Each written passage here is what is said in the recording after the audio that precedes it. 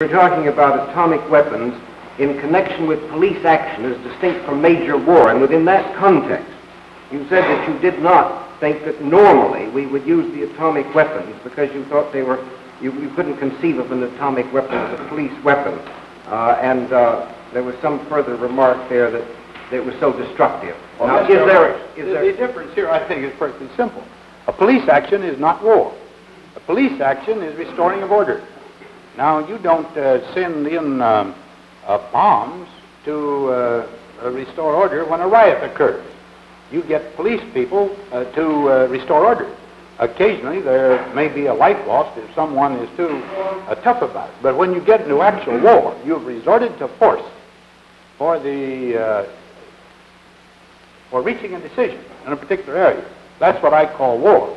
And whether the war is big or not, if you have the kind of a weapon that can be limited to military use, then I know of no reason why a large explosion shouldn't be used as freely as a small explosion. That's all I was saying last week. But that is different from trying to restore order. And it is, incidentally, if you want to follow some of these things off into the realm of great philosophical conjecture, suppose you won a war by the indiscriminate use of atomic weapons. What would you have left? Now what would you do for your police action, for your occupation and restoration of order and all of the things that needed to be done into great areas of work? I repeat, the concept of atomic war is too horrible for man to endure and to practice, and he must find some way out of it. That's all I think about this thing. I'm a little stupid about this. Well, I'm glad you didn't say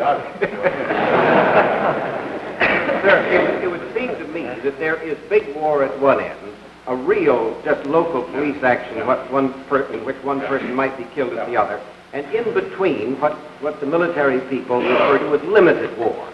The Korean War, in a sense, was a limited war. It was a pretty big limited war. It became. If we got into an issue with the Chinese, say over Matsu and Quemoy, that we wanted to keep limited, do you conceive of using this specific kind of atomic weapon in that situation or not? Well, Mr. Harsh, I must confess, I cannot answer that question in advance. The only thing I know about war are two things.